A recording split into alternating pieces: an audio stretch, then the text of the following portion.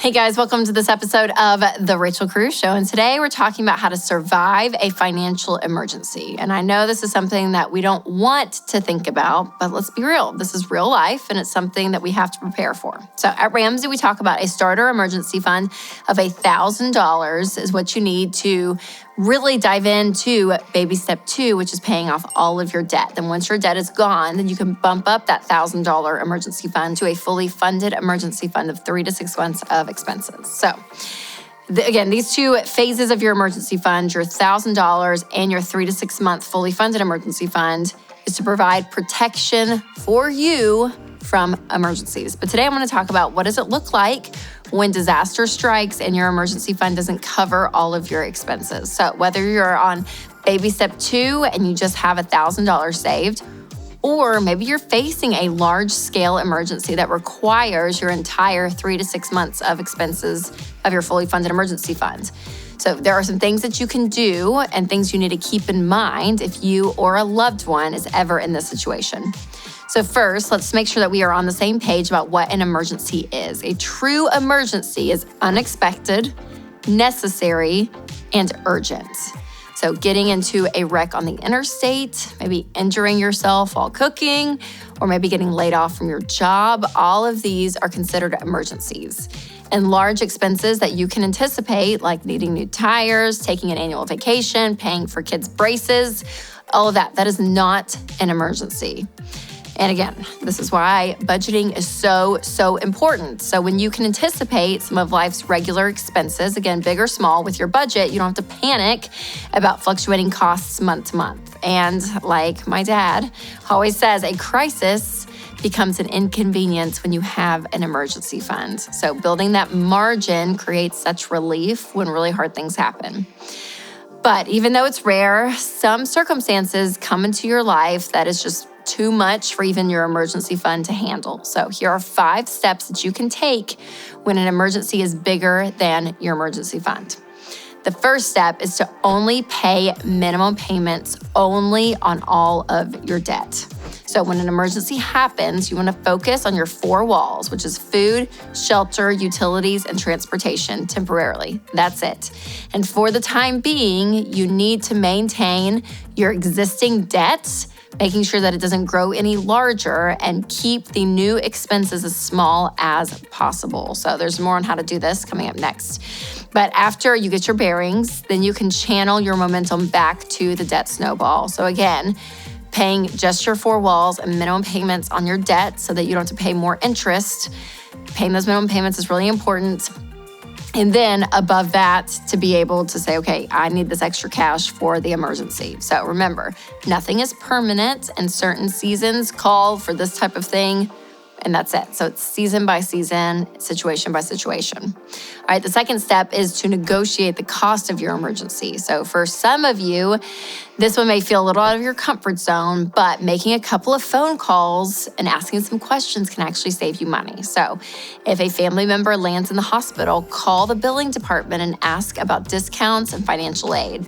Ask if there is a payment plan option and see if that maybe feels more manageable to work into your budget. Be kind with this person that's on the phone, be upfront with them, and be honest with the fact that you're serious about paying your bill. And if you do all of that, sometimes they will work with you. Or let's say you're dealing with the effects of a widespread emergency like a natural disaster or a massive layoff crisis. Then you can call around to local nonprofits and charities, and some organizations may be offering things like free childcare or food or home repairs. So when in doubt, look for helpers. There are always more resources than you think that there are out there. So just look around and ask questions. All right, before I share the rest of this list, I want to talk to you about Christian healthcare ministries. I know we're all looking for ways to save, especially on healthcare costs. So do yourself a favor and check out Christian healthcare ministries. It's biblically based health cost sharing that can keep your budget under control. So learn more today at chministries.org/budget. All right, the third step is to shop around if you can. So let's say you have some mandatory car repairs. Well, ask friends if they have a mechanic that they recommend, call around to local shops, and ask to schedule an estimate. And make sure you don't allow them to do any work until they give you an exact price on what you can expect to pay. But if it's out of reach, then ask them what is the bare minimum to get you just back on the road. Or maybe you need to replace a large appliance like a washer or dryer. So first shop online and see if there's one on Facebook Marketplace or Craigslist that's really cheap. Maybe it's even used, but you buy it, you use it until your emergency is over with. Then you can replace that again with a nicer washer or dryer later on down the road. But if you need one now, maybe a cheap used one is the best way to go about it. All right, the fourth step is to make extra money fast. So start looking around and find things around your house that you can sell. So I know this one might hurt a little bit, but getting some extra cash might be really helpful. So this could be furniture, TVs, designer accessories, jewelry, bikes, workout equipment, like anything that you can find, sell it. Clean it up, snap a picture of it, put it online, and see if you can get some money. Also, budget cuts are a really great option too. So any streaming services, memberships you have, eating out, any of that, cut what you can out of your budget till the storm passes and you get back on solid ground. And then finally, lean into those side hustles. So drive for Uber, for a month, pick up a dog sitting gig, wait tables on the weekends, do what you can to throw extra money at this crisis. And I guarantee if you try one or all of these ideas, you'll be surprised how much extra cash you could bring in just the next month. All right, the fifth step is to build back your emergency fund once you've paid your bill.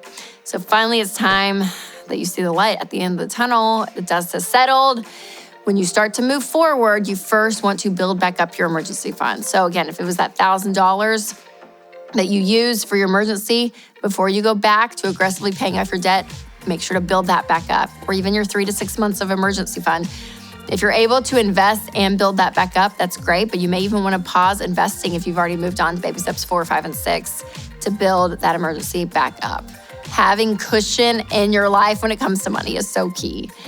And again, if something happens again, something unexpected, you have the money in place. All right, you guys, I hope this video was really helpful. And remember, life is going to happen, but you can learn to pivot and troubleshoot when difficult situations come upon you. And if you're someone who is new to the idea of an emergency fund, make sure to check out Financial Peace University. This is our 9-lesson class that teaches you all about the 7 baby steps and gets you on the path to being prepared and control and building wealth. So visit RamseySolutions.com to check that out. And send this video to a friend who may like being prepared for anything and everything, and this will help them in their money crisis. So remember, you guys, to take control of your money and create a life you love.